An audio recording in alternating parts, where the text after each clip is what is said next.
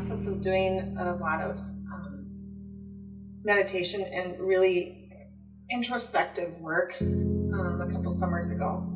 And I was practicing self-Reiki. And Reiki is an energy healing which helps clear chakras of built up negative emotions and energies and things like that. And so I laying with my daughter, who was a year and a half at the time, and scrolling through YouTube videos at nap time, trying to find a self-Reiki video to unblock some of these negative emotions I knew that I had, and I didn't want them anymore. So I was scrolling through YouTube looking for these Reiki meditations, and this meditation by Jenna Spence kept coming up, and it was a meditation to connect with your spirit guides. Now at the time, a spirit guide was not even on my radar. Who is a spirit? I don't even know what a spirit guide is. It did not interest me at all. But what happened is my number is 3. To me, everything happens in 3s. And if I see something come up 3 times, it's an indicator to me, oh, you better pay attention to this a little bit more. So I'm scrolling through YouTube trying to find a Reiki meditation, and this meditation by Jenna Spence pulled up 3 times. And I thought, uh-oh, I really don't have a choice right now. This is something I need to pay attention to. So I put the earbuds in and I listened to it. It's about a half an hour long. Excuse me. So there's this part in there where you can ask your spirit guide any question you want. And I thought, well, if I'm going to do this, we're going to go big or go home. So I asked this energy, or this guide, I guess, what is my purpose in life? And I was absolutely shocked when I got a response. And the energy that I felt was from a male party. And it said, ask Fred Edish.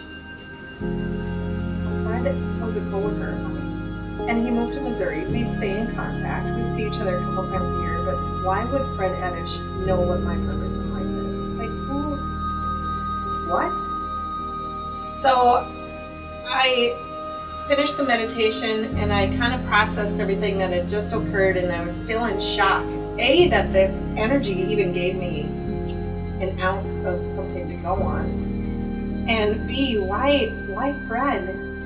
I just don't get it. So I started messaging Fred, text message, and I said, Fred, please don't institutionalize me. I'm okay, I promise. He said, but I did this meditation earlier today, and a male energy came forward, and I believe that this male energy that came forward is the spirit of your deceased son, Abraham, because Fred and his family experienced a stillbirth.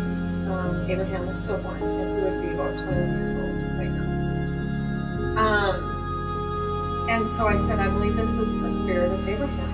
And so what happened is, throughout the next couple of weeks, Fred's like, no, I'm sorry, I don't have a clue what your purpose in life is. But what happened is, throughout the next couple of weeks, this energy, Spirit Fred is what I call him now, stayed with me. And he kept saying things like, I can't believe you guys haven't figured this out yet. You're totally overlooking this. This is so obvious. You guys are just missing it. And he was kind of taunting us in a way, like, you guys are not getting it. So, about 2 weeks into it then, Fred, Earthside Fred, sent me a message, and he said, I know what it is. I know exactly what it is.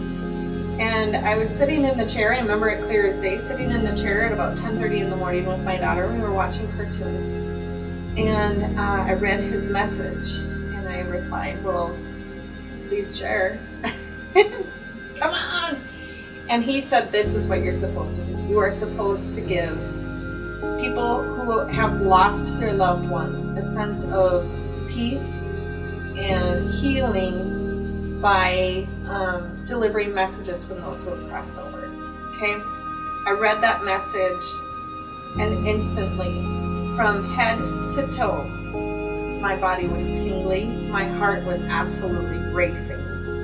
I could just feel the adrenaline coursing through my veins, and I was scared. I was absolutely frightened. I was shaking uncontrollably, and I thought I had lost my mind. And so I said, okay, now I think you can institutionalize me. I think today is a good day. And he said, no, you've got this. He said, Fred, I honestly don't want any part of this. I want my life the way it was prior to doing this meditation. Can I please just hit rewind and go back? I'm afraid for myself. I'm afraid for my family. I don't know what all this is. And he said, no, you're fine. And it's going to be okay. And at that time, then Energy Fred or Spirit Fred started coming to me as well. And he said, no, we've got this. This is exactly what you're supposed to do. So I kept it quiet for a long time. I just shared with my friends. When that initially happened, I would get spirits that would come to me at night, because that was when I was the quietest, and I could pick up their voices and their images and things like that more clear. And so for several months, I would say probably 2, maybe even 3 months, I didn't know how to tune in or tune out. They were always with me. I kept hearing this name Elkington come into my mind, into my auditory senses. It was a name I recognized from him, but I don't know anybody by the last name Elkington. It wasn't anybody I was familiar with. But the energy associated with it kept coming stronger. And it was almost like a bar sign, the neon open or the grain belt, it's just flashing and it's right in my face, and I couldn't focus on anything else. And I thought, this is really gonna eat my day if I don't figure out who this belongs to.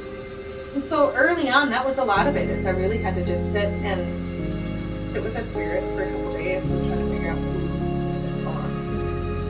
And so that's what I did. I went down for a nap that afternoon and kind of processed who do I know that this could belong to. So I checked in with a friend of mine whom I just had recently done a reading for her, and she's from my hometown, Video. And I said, Cess, do you know anybody who passed under... Well, actually, the energy came to me as a suicide. I said, do you know anybody who passed by suicide? I said, and I feel like it's recent. And she said, yeah, I do know somebody. And I said, I feel like it's female energy. And she keeps showing me this name, Elkington. And Seth said, absolutely, I know who this is. And she says, this is Casey Jo, and she passed a couple weeks ago, 3 weeks ago. And her mom's name is Shelley Elkington. And so bingo, that was my match. I've never met Shelley before. I've never met Casey, but now Casey's an angel for me. She's a very solid part of my spirit team, and helps me with every reading that I do. Whether it's a gallery reading or an in-person reading or something over the phone, it doesn't matter. Casey is definitely part of that. So I have Casey Jo, I have Spirit Fred. Okay, so those two are part of the spirit team. And then I have Spirit Bouncer Phil, who keeps... And initially I was using negative spirits, and that gives people this wrong impression, like it's demons or something like that. And I don't deal with demons. I don't allow anything like that to come in readings. But what I'm talking about is spirits who left and they still had a beef with people they left Earthside. Okay? So some unfinished business carried over with them. Now, granted, we are always at our best on the spirit side, but that energy can still linger at times, especially if it's a recent process. Okay? There's a transition period where we get rid of all those negative things. And so this person had crossed and carried some negative beef over with them. Okay? And Spirit Phil keeps them from coming forward and stirring the pot. Okay? So typically if Spirit Phil has stopped somebody, a spirit, I'll be able to sense whether they're male or female. And I might be able to get an idea of what they look like. Are they short, curly gray hair, or are they male with dark slick back hair, things like that. But anything outside of that, Spirit Phil will not let them come forward. I won't get any messages from them. So I have Casey Joe, I have Spirit Fred, I have Spirit Bouncer Phil, and then I have Chris. And Chris is the brother of a friend of mine, and he's actually one who came to me at night when this first all started, and he kept repeating Mandy, Mandy, Mandy. It's like, I was going mad, like, Mandy, I don't know, Mandy. And then it hit me. I woke up one morning and I'm like, oh, Mandy. So I said, do you know anybody who passed in a motorcycle accident? No, but my brother passed in a car versus train accident. Wabamo. So this is her brother. So Chris is with me all the time. All of these spirits are a part of my spirit team and are present during every reading.